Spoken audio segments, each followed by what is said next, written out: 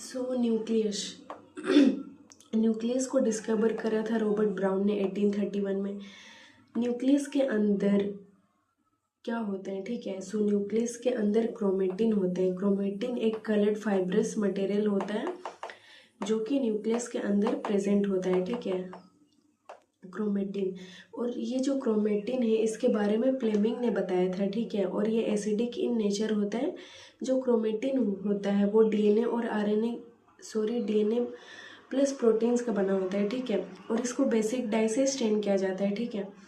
सो जो भी इंफॉर्मेशन होता है डीएनए पे वो पहले आरएनए में कन्वर्ट होता है, ठीक है, ट्रांसक्रिप्शन करके, एंड देन आरएनए पे गया हुआ इंफॉर्मेशन प्रोटीन में कन्वर्ट होता है ट्रांसलेशन के through.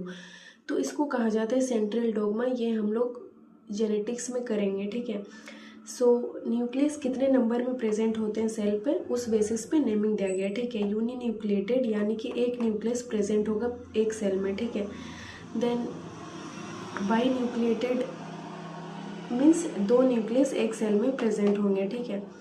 Then by nucleated paramecium में होता है, ठीक है। देन मल्टी न्यूक्लिएटेड जिसमें बहुत सारे न्यूक्लियस होंगे वो सिनोसिटिक होता है, ठीक है। देन ई न्यूक्लिएटेड मीन्स जिसमें न्यूक्लियस प्रेजेंट ही नहीं होता है, ठीक है, जैसे मैच्योर आरबीसी में एंड सीप ट्यूब्स में। सो यहाँ पे हम लोग न्यूक्लियस का स्ट्रक्चर देख लेते हैं, ठीक है। सो न्यूक्लियस के 2 मेम्ब्रेन होते हैं, इनर मेम्ब्रेन, आउटर मेम्ब्रेन, ठीक है। और ये दोनों जो आउटर और इनर मेम्ब्रेन होते हैं वो डिसकंटिन्यूस होते हैं ताकि वो यहाँ से जगह दे सके, पोर्स बना सके, ठीक है। वो outer membrane and inner membrane discontinuous होते हैं, ठीक है।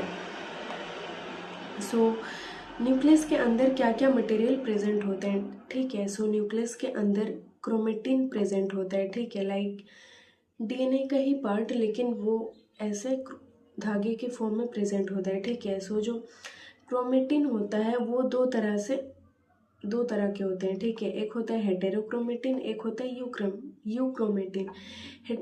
हेटेरोक्रोमेटिन मतलब वो डेंसली पैक्ड होता है, ठीक है, और डार्क स्टैंड होता है। देन वो ट्रांसक्रिप्शनली इनएक्टिव होता है बिकॉज वो पूरा तरह से टाइट है ना, पैक हो रखा है, तो फिर वो कुछ काम नहीं करेगा, तभी वो टाइटली पैक्ड है ना, तो इसलिए वो ट्रांसक्रिप्शनली इनएक्टिव होता है, ठीक है। और जो यूक्रोमेटिन होता है वो लूजली पैक्ड होता है, वो लाइट स्टैंड होता है। देन वो ट्रांसक्रिप्शनली एक्टिव होता है बिकॉज ये लूज रहता है ना, इसको ट्रांसक्रिप्शन करना है इसलिए ये लूज हुए रहता है, ठीक है। देन न्यूक्लियस के अंदर का जो मैट्रिक्स होता है उसको हम लोग कहते हैं न्यूक्लियोप्लाज्म या nuclear matrix, okay. Then nucleus के अंदर में एक डेंस सा स्ट्रक्चर होता है जिसको हम लोग कहते हैं न्यूक्लियोलस, ओके। वो डेंस होता है और न्यूक्लियोलस में कोई मेम्ब्रेन नहीं होता है।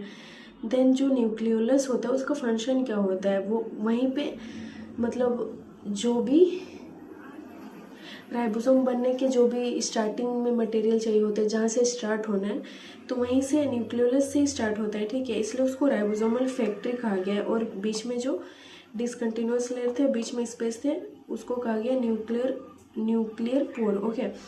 देन आउटर मेम्ब्रेन और इनर मेम्ब्रेन के बीच में स्पेस होता है जिसको हम लोग कहते हैं पेरी न्यूक्लियर स्पेस, और उसका डायमीटर होता है 10 to 50 नैनोमीटर, ओके।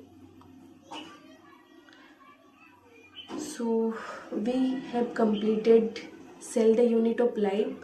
नेक्स्ट हम लोग इसके एनसीईआरटी रीडिंग करेंगे, then we will go to cell cycle and cell division, okay.